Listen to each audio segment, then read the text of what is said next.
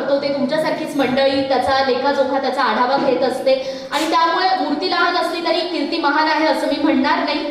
त्याला अवकाश आहे आणि त्यासाठी तुमच्याप्रमाणेच मी सुद्धा प्रयत्नशील आहे.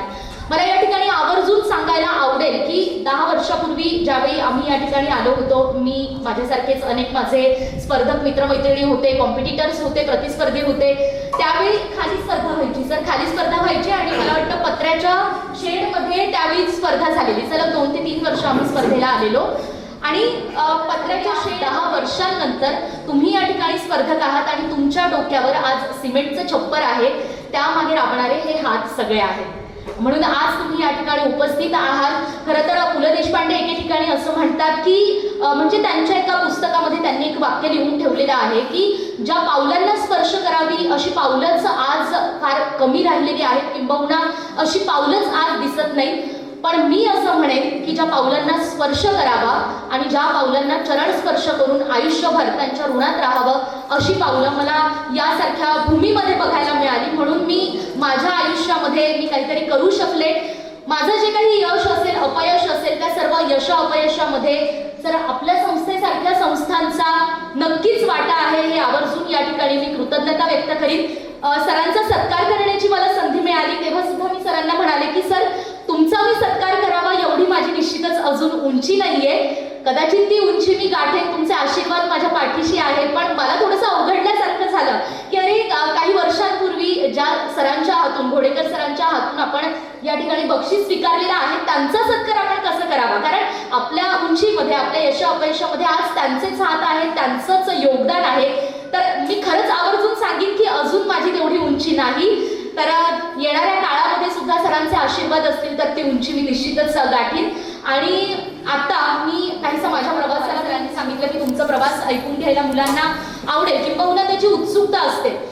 तर मला असं वाटतं की एखादी व्यक्ती टीव्हीवर दिसते, मी असेल किंवा माझ्या जागी आणखी कुणी व्यक्ती असतील, रोज टीव्हीवर दिसतात, टीव्हीवर बातम्या दिसतात. तर बाबा ही जी ग्लॅमरची दुनिया असते, ही जी प्रसिद्धीची दुनिया असते, तर घरातून यांना काहीतरी पाठबळ मिळालं असेल किंवा घरातून आई वडील फार सुशिक्षित असतील असा एक आपला समज असतो किंवा लहानपणापासूनच सर्व शिक्षित लोकांचे यांना मार्गदर्शन पाठिंबा असेल. मी या ठिकाणी आवर्जून सांगेन की माझे वडील 10वी नापास आहेत, माझी आई 9वी नापास आहे. तुम्ही जशी साधारण लोक आहात तशीच मी सुद्धा एक साधारण व्यक्ती आहे आणि साधारण परिस्थितीमधून मी या ठिकाणी पोहोचलेली आहे. कारण प्रयत्नांची जोड मी नेहमीच माझ्या कामाला दिली. कर्म हे नेहमीच मी माझ्या अग्रस्थानी ठेवलेलं आहे. आजही आपलं कर्म आणि कर्माला आपल्याला न्याय कसा देता येईल हेच मी नेहमी पाहत असते. आणि मला वाटतं हाच कानमंत्र घेऊन ज्यावेळी आपण पुढे जात असतो त्यावेळी कुणीही आपल्या प्रयत्नांना रोखू शकत नाही. ते म्हणतात ना, तू गगन भरारी घेण्याचं मनात आण, तुला दिशांची नाही बाण, तुला अडवू शकेल असं कोणतंच तुफान नसतं की जे आपल्याला अडवू शकेल. हाच कानमंत्र मी मनात ठेवून मी मार्गक्रमण करत गेले. प्रयत्न आणि त्याचबरोबर आपल्या कामाला न्याय देणं हे मी माझ्या मनामध्ये नेहमी ठेवलं. आणि नेहमी आवर्जून एक गोष्ट मी लक्षात ठेवलेली आहे की अरे आतापर्यंत मला ओळखलं जातं निकिता सुनील पाटील, माझ्या वडिलांच्या नावाने मला ओळखलं जातं. पण इथून पुढे मला असं काहीतरी करायचं आहे की माझ्या वडिलांना माझ्या नावाने ओळखलं जाईल. आतापर्यंत आपण आपल्या बापाचं नाव लावत आलो, पण यापुढे आपल्या बापाला आपल्या नावाने ओळखलं जाईल की अरे हे यांचे वडील आहेत. ही भूमिका नेहमी मी माझ्या मनामध्ये ठेवली आणि अजूनही आहे. आणि मला वाटतं हाच कानमंत्र घेऊन आपण सर्वांनी पुढे मार्गक्रमण करत राहिलं पाहिजे, हे सुद्धा तितकंच खरं आहे. खरं तर माझा थोडासा प्रवास मी तुमच्या पुढे मांडेन की कदाचित मी या क्षेत्रामध्ये येण्यासाठी कोणतं शिक्षण घेतलं, मी नेमकं काय केलं अशी उत्सुकता असते बऱ्याच जणांना ऐकून घेण्याची. तर मी सुरुवातीला इंजिनिअरिंगला होते. आता इंजिनिअरिंग केलेली मुलगी जर्नलिझममध्ये पत्रकारितेमध्ये कशी येते हा सुद्धा एक गंभीर प्रश्न आहे. अनेकांना सांगताना मी आवर्जून आणि गमतीला अशी म्हणते की मी ॲक्सिडेंटल पत्रकार आहे. कारण एक इंजिनिअरिंग झालेली मुलगी पत्रकारितेत येते म्हणजे अनेकांच्या भुवया उंचावल्या जातात. तर खरोखर ॲक्सिडेंटली म्हणता येईल, पण त्यामागे काहीशी मेहनत आहे, काहीशी प्रयत्न आहेत. कसं असतं, मी इंजिनिअरिंगला ॲडमिशन घेतली. थोडंसं एज्युकेशनल बॅकग्राऊंड चांगलं असल्यामुळे घरामध्ये भाऊ बहीण हे इंजिनिअरिंगला गेल्यामुळे बाबा चला तर तू पण इंजिनिअरिंग करून टाक. तो आपल्याकडे एक फोबिया असतो, इंजिनियर, डॉक्टर, वकील अशा मोठ्या हुद्द्यांवर व्यक्तीने गेलं पाहिजे, आपल्या घरातल्या मुलांनी गेलं पाहिजे. पण जो प्रवाह वाहतो आहे त्या प्रवाहाला छेद देऊन, त्या प्रवाहाला भेद देऊन आपल्या घरातल्या मुलांनी काहीतरी वेगळं करावं अशी आजही आपल्या पालकांची मानसिकता दिसत नाही, हे आवर्जून या ठिकाणी मला नमूद करावं वाटेल. कदाचित ती शोकांतिका म्हणता येईल, त्या ठिकाणी पालकांनी सुद्धा थोडासा विचार करणं गरजेचं आहे. ते माझ्या बाबतीतही झालं. पण इंजिनिअरिंग माझं सुरू होतं त्यावेळी मला जाणवत गेलं की अरे आपल्याला शब्दांची आवड आहे, आपण यंत्रात रमू शकत नाही. आणि त्यामुळे मग मी पुन्हा एकदा कला शाखेला ॲडमिशन घेतली. त्यानंतर मी पुणे युनिव्हर्सिटीमध्ये कला शाखेतून आणखी उच्च शिक्षण घेतलं. शब्दांची आवड होतीच, वक्तृत्वाची आवड होती, वादविवादाची आवड होती आणि तिथून पुढे मार्गक्रमण करत गेले आणि या ठिकाणी मी पोहोचले. पण इथे पोहोचल्यानंतर पण माझा प्रवास हा अतिशय खडतर होता हे मी सांगेन. कारण एखाद्या ठिकाणी आपण पोहोचल्यानंतर, एखादं यश मिळवल्यानंतर यश मिळवणं ही मोठी गोष्ट नसते. ते यश तुम्ही कसं टिकवून ठेवता ही सगळ्यात मोठी गोष्ट असते. आणि यश टिकवून ठेवण्यासाठी तुम्हाला काय काय गुण तुमच्याकडे असणं आवश्यक असतं ती सुद्धा एक महत्त्वाची बाब असते. तुमच्याकडे तुमच्या अंगी नम्रता असली पाहिजे, तुमच्या अंगी साधेपणा असला पाहिजे, त्याचबरोबर तुमच्या अंगी हजरजबाबीपणा असलं पाहिजे, तुमच्याकडे प्रसंगावधान असलं पाहिजे. वक्तृत्वाच्या दृष्टीनं विचार केला तर प्रत्येक शब्दाची, व्यक्तीशी बोलतानाची जाण आणि भान तुमच्याकडे असलं पाहिजे की जेणेकरून येणाऱ्या तुमच्या आयुष्यामध्ये सुद्धा हे गुण तुम्हाला निश्चितच उपकारक ठरतील. आणि केवळ आज ही स्पर्धा, या स्पर्धेमध्ये कोणी जिंकेल कोणी हरेल हा नंतरचा प्रश्न, पण या स्पर्धेतून तुम्ही बरंच काहीतरी घेऊन जाऊ शकाल ही एक साधना तुमच्याकडे पाहिजे, हा एक ध्यास तुमच्याकडे असला पाहिजे. मला वक्तृत्व स्पर्धांनी काय दिलं मला विचाराल तर मी सांगेन की वक्तृत्व स्पर्धेमुळेच मी आज या ठिकाणी आहे, शब्दांमुळेच मी आज या ठिकाणी आहे. आणि महत्त्वाची गोष्ट म्हणजे आपण वक्तृत्व स्पर्धा करताना कुठे थांबलं पाहिजे हे जर आपल्याला योग्य वेळी उमगलं, हे जर आपल्याला योग्य वेळी उमजलं तर आपण वक्तृत्व स्पर्धांना आपल्या आयुष्याच्या उपजीविकेसोबत जोडू शकतो. आपली आयुष्याची उपजीविका आपल्या छंदातून आपण साकारू शकतो. कलेचं शिक्षण तुम्ही घेतलंच पाहिजे, पु ल देशपांडे जसं म्हणतात तसं, पण त्याचबरोबर व्यवसायाभिमुखता सुद्धा आपल्या कलेला देता आली तर त्यापेक्षा उत्तम दुसरं कोणतंही असू शकत नाही. पण जरा काहीसं निरीक्षण येणाऱ्या पिढीचं आपण जरा पाहिलं तर मला असं वाटतं की आजच्या पिढीचे प्रॉब्लेम्स नेमके काय काय आहेत. मी सुद्धा याच तुमच्याच पिढीतली आहे, मी वयाने फार काही मोठी नाहीये, तुमच्यातलीच एक व्यक्ती मी आहे, पण तरी सुद्धा काहीशी नकारात्मकता जाणवते, ती आवर्जून बोलली पाहिजे. केवळ गुढीगुढी बोलून फार काही साधत नाही सर, जी वास्तविकता आहे ती आपण मांडलीच पाहिजे. इथे मी आल्यानंतर मी नोटीस करत होते, मला खरं तर या कॉलेजमध्ये जो दिसला तो आदर्श हा म्हणावा लागेल की अनेक कार्यक्रमांना मी जाते. जवळपास माझा बराच महाराष्ट्रातला कानाकोपरा फिरून झालेला आहे. काही ठिकाणी महिला पुरुषांचे कार्यक्रम असतात, काही ठिकाणी विद्यार्थी विद्यार्थिनींचे कार्यक्रम असतात. अगदी कुठेतरी कानाकोपऱ्यामध्ये काहीशी एक दोन रांगा मुलींच्या किंवा महिलांच्या असतात आणि पूर्ण सबंध हॉल हा पुरुषांनी मुलांनी भरलेला असतो. आज मी या ठिकाणी आल्या आल्या नजर टाकली तर अर्ध्या या मुली आहेत, अर्धी मुलं आहेत, विद्यार्थी विद्यार्थिनी, किंबहुना अर्ध्यापेक्षाही जास्त हॉलमध्ये मुलींची संख्या जास्त आहे. हे आवर्जून मला सांगावं वाटेल. कारण नाहीतर काय होतं ना, साधा आपण बसमध्ये जरी जातो, बसचा प्रवास आपण जरी करतो तरी ही पुरुष मंडळी आपले सीट सुद्धा बळकवत असतात, आपल्या आरक्षित सीटवर ते आपली जागा घेत असतात. त्यामुळे त्यांनी जागा घेऊ नये म्हणून मुलींची उपस्थिती या ठिकाणी लक्षणीय असायला हवी आणि तुम्ही मुली या ठिकाणी आवर्जून उपस्थित आहात, सहभागी होणार आहात, ही मला खूप आनंदाची गोष्ट वाटते. माझ्यामध्ये कुठेतरी मी माझा चेहरा मी तुमच्यामध्ये पाहते.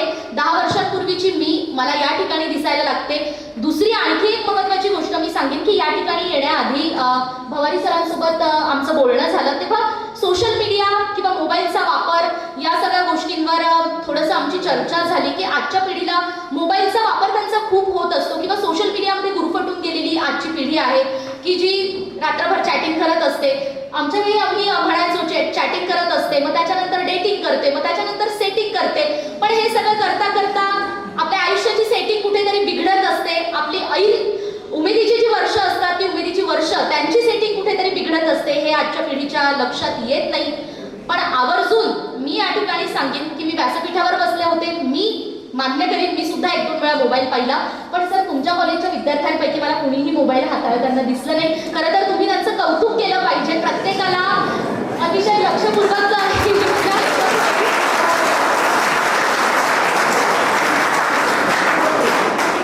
आजच्या काळामध्ये खरं तर अशा विद्यार्थ्यांची अपेक्षा करणं सुद्धा एक मोठी अपेक्षा असते, पण तुम्ही त्या अपेक्षेला पुरेपूर उतरत आहात आणि ही निश्चितच आनंदाची बाब म्हणावी लागेल. 10 वर्षांपूर्वी ज्या ज्यावेळी मी या ठिकाणी आले तेव्हा अगदी मला वाटतं की एक छोटंसं रोपटं या ठिकाणी लावलं गेलेलं असेल.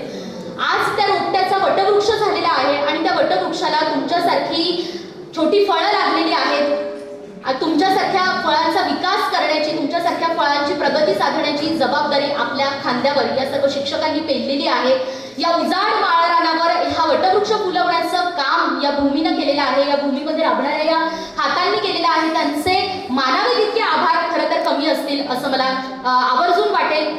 आणि आता तरुणांबद्दल बोलायचं झालं तर आजच्या या स्पर्धेमध्ये अनेक जे महत्त्वाचे विषय, येणाऱ्या काळासोबत आपण स्वतःला अपग्रेड कसं केलं पाहिजे, येणाऱ्या काळासोबत आपण अपडेट राहिलं पाहिजे, हे आवर्जून या स्पर्धेमध्ये मांडण्यात आलेलं आहे. आणि त्यामुळे कृत्रिम बुद्धिमत्तेचा जो विषय आहे तो सुद्धा देण्यात आलेला आहे. त्याचबरोबर आपल्या सर्वांचे प्रेरणास्थान छत्रपती शिवाजी महाराज, की ज्यांना वगळता आपण आयुष्यातल्या कोणत्याही टप्प्यावर पुढे जाऊ शकत नाही. पावलोपावली आपल्या प्रेरणास्थान, त्यांची प्रेरणा आपल्याला निश्चितच लाभकारक ठरते. ग्रामीण साहित्याचा विषय आहे, साहित्य आहे आणि त्याचबरोबर रील्स म्हणजे सोशल मीडियाचा विषय आलाच, जो अत्यंत या पिढीमध्ये ज्वलंत विषय आहे, तो नाकारून सुद्धा चालत नाही. म्हणजे प्रशासन असेल, इतिहास असेल, त्याचबरोबर साहित्य असेल किंवा आपले प्रेरणास्थान असतील, या सगळ्या विषयांना आज न्याय देण्याचा प्रयत्न करण्यात आलेला आहे. त्यांच्या या प्रयत्नांना तुम्ही सुद्धा पुरेपूर उतरावं अशीच अपेक्षा. कारण गेल्या काही दिवसांमध्ये अनेक ठिकाणी मी उद्घाटक म्हणून गेले किंवा पाहुणी म्हणून गेले, अनेक ठिकाणी मी परीक्षक म्हणून गेले. एक विद्यार्थ्यांमध्ये कुठेतरी अभ्यासाचा अभाव असल्याची जाणीव प्रत्येकाला होते, हे वास्तव मी आवर्जून सांगेन. आजचे विद्यार्थी अभ्यासात कुठेतरी कमी पडत आहेत आणि त्यामुळे समोर असणाऱ्या परीक्षकांनी त्यांचं परीक्षण कसं करावं आणि नंबर कुणाला द्यावा, हा सुद्धा एक मोठा प्रश्न त्यांच्या समोर उपस्थित होतो. आमच्या आधीची पिढी अशी होती की एकापेक्षा एक सरस वक्ते असे बोलायचे की नंबर कुणाला द्यावा हा प्रश्न त्या संदर्भात पडायचा. पण आज मुलांचा अभ्यास कुठेतरी त्याचा तुटवडा जाणवतोय, अभ्यासाची कमतरता जाणवते. त्यामुळे नंबर कसा द्यावा हा प्रश्न परीक्षकांपुढे निर्माण झालेला आहे, हे मी आवर्जून सांगेन. सत्य कटू असतं म्हणतात, पण सत्य मांडल्याशिवाय वास्तवामध्ये सुधारणा होत नाही, हे सुद्धा तितकंच खरं आहे. आणि म्हणून विद्यार्थ्यांना एक तुमची मोठी बहीण म्हणून माझ्याकडे बघा, पण मी आवर्जून हा सल्ला देईन की अभ्यासोनी प्रकटावे अन्यथा झाकोनी ठेवावे, हाच मूलमंत्र तुम्ही ध्यानीमनी ठेवा आणि त्यानंतर आपल्या विषयाची तयारी करा, आपला विषय आपण मांडा. अनेक सिनियर स्पर्धकांची भाषणं तुम्ही आतापर्यंत ऐकली असतील, अनेक अनुभवी स्पर्धकही या ठिकाणी असतील. माझी विनंती आहे की गेल्या 4 ते 5 वर्षांपूर्वी ते स्पर्धकांचे कोटेशन्स मांडायचे, त्या कोटेशन्सचा भरणा तुम्ही करू नका. सतत नाविन्याची जोड आपल्या कर्तृत्वाला असली पाहिजे. ते नाविन्य सुद्धा तुम्ही तुमच्या बोलण्यातनं दाखवून द्या, तुमच्या कर्तृत्वातनं, तुमच्या अभ्यासातनं दाखवून द्या. तुमचं स्वतःचं काहीतरी असलं पाहिजे. असं म्हणतात, म्हणजे गमतीनं असं म्हणतात, एक आमच्या वेळेला आम्ही ऐकायचो की बायको बदलता येते, आई बदलता येत नाही. आपली भाषा आईसारखी असली पाहिजे, आपली शैली आईसारखी असला पाहिजे, आपला अभ्यास आईसारखा असला पाहिजे की ज्याच्यावर केवळ आपलाच अधिकार असेल. हे तुम्ही सगळ्यांनी आवर्जून लक्षात ठेवा. त्यानंतर महत्त्वाचं असं की आजचा हा जो जमाना आहे तो कुठेतरी रील्स, जो आज विषय दिलेला आहे त्यावर मी आवर्जून बोलेन की रील्समध्ये अडकलेला आहे.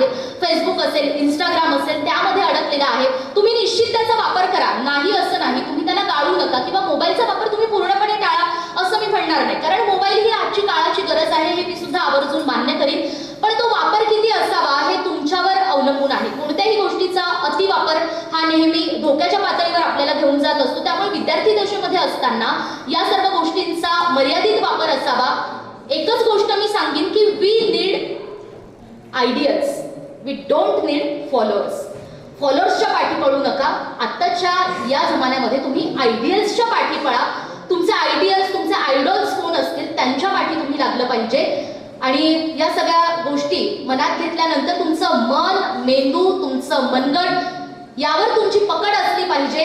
The brain to conceive, the heart to feel आणि द हँड टू वर्क, या 3 गोष्टी म्हणजे मन, मेंदू आणि मनगट यावर पकड ठेवून तुम्ही तुमच्या आयुष्याचं मार्गक्रमण केलं पाहिजे. या सर्व गोष्टी असताना तुम्ही नम्र असलं पाहिजे, तुमच्यामध्ये साधेपणा असला पाहिजे. एक छोटंसं उदाहरण मी सांगेन. एपीजे अब्दुल कलाम यांच्या आयुष्यातला तो फार प्रेरक प्रसंग आहे की डॉक्टर एपीजे अब्दुल कलाम ज्यावेळी SSLVचं प्रक्षेपण, यशस्वी प्रक्षेपण झालं, ज्याच्यामध्ये पुरेपूर योगदान, सर्वस्वी योगदान हे आपले माजी राष्ट्रपती एपीजे अब्दुल कलाम यांचं होतं. आणि ते यशस्वी प्रक्षेपण झाल्यानंतर त्यावेळी तत्कालीन पंतप्रधान श्रीमती इंदिरा गांधी होत्या आणि इंदिरा गांधींनी त्यांना बोलावलं, सत्कारासाठी बोलावलं. आता APJ अब्दुल कलाम यांचे जे वरिष्ठ होते त्या वरिष्ठांनी तसं कळवलं अब्दुल कलाम यांना की इंदिरा गांधींनी पुन्हा सत्कारासाठी बोलवलेलं आहे. तर त्यावेळी सत्कारासाठी अब्दुल कलामांकडे केवळ अंगावर साधेसे कपडे आणि पायामध्ये स्लीपर होती. तेव्हा अब्दुल कलामांचे जे वरिष्ठ होते त्यांच्याकडे ही खंत त्यांनी बोलून दाखवली की सर, ज्यावेळी आपण पंतप्रधानांना किंवा राष्ट्रपतींना आपण भेटायला जात असतो तेव्हा एक ड्रेस कोड असतो, ड्रेसचा एक प्रोटोकॉल असतो, तोच ड्रेस परिधान करून आपल्याला जावं लागतं. पण तो अब्दुल कलामांकडे तो ड्रेस नव्हता, किंबहुना पायामध्ये चांगली चप्पल सुद्धा नव्हती, पायामध्ये स्लीपर होती. आणि ही खंत त्यांनी आपल्या वरिष्ठांना बोलून दाखवली. तेव्हा त्यांचे वरिष्ठ डॉक्टर APJ अब्दुल कलाम यांना असं म्हणाले की कलाम, तुमच्याकडे कपडे नाही आहेत, तुमच्याकडे चप्पल नाही आहे, तुमचं कर्तृत्व हाच तुमच्याकडे सर्वात मोठा दागिना आहे, तुमचा साधेपणा हाच तुमचा सर्वात मोठा दागिना आहे. त्यापुढे या भौतिक गोष्टींचं मूल्य शून्य आहे. मला वाटतं माणूस कितीही मोठा झाला तरी सुद्धा त्यांनी समोरच्या माणसांमध्ये मिसळलं पाहिजे. ही गोष्ट आवर्जून लक्षात ठेवा.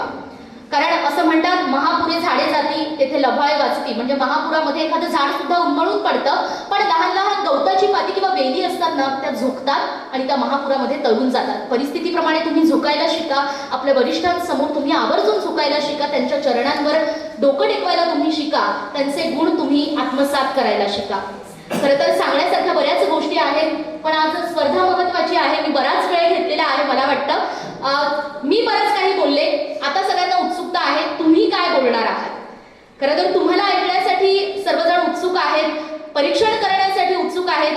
त्यांच्या उत्सुकतेला तुम्ही पुरेपूर पोहोचावं, त्यांच्या उत्सुकतेला तुम्ही न्याय द्यावा असं मला वाटतं. आणि शेवटी जाताना पुन्हा एकदा या संस्थेबद्दल मी एवढंच म्हणेन की येथे ज्ञान गाळते घाम, या भूमीला क्षरण नाही, येथे भविष्य जन्मत आहे, या सीमांना मरण नाही. यंदा या स्पर्धेचं सर 21वं वर्ष आहे. मी माझ्या ज्या लहानशा शुभेच्छा आहेत त्या एवढ्याच देईन की लवकरच या स्पर्धेचं 25वं वर्ष साजरं होईल. निश्चितच रौप्य महोत्सव आपण साजरा करूयात, पण उत्तरोत्तर वृद्धिंगत होत जाऊन, उत्तरोत्तर अनेक नवनवीन विद्यार्थी घडवत जाऊन या स्पर्धेचा, या महाविद्यालयाचा शतक महोत्सव साजरा व्हावा, हीच अपेक्षा, याच आशा आणि माझ्या या लहानशा शुभेच्छा. एवढंच मी बोलीन आणि तुम्हा सगळ्यांना पुन्हा एकदा मी शुभेच्छा देईन. धन्यवाद.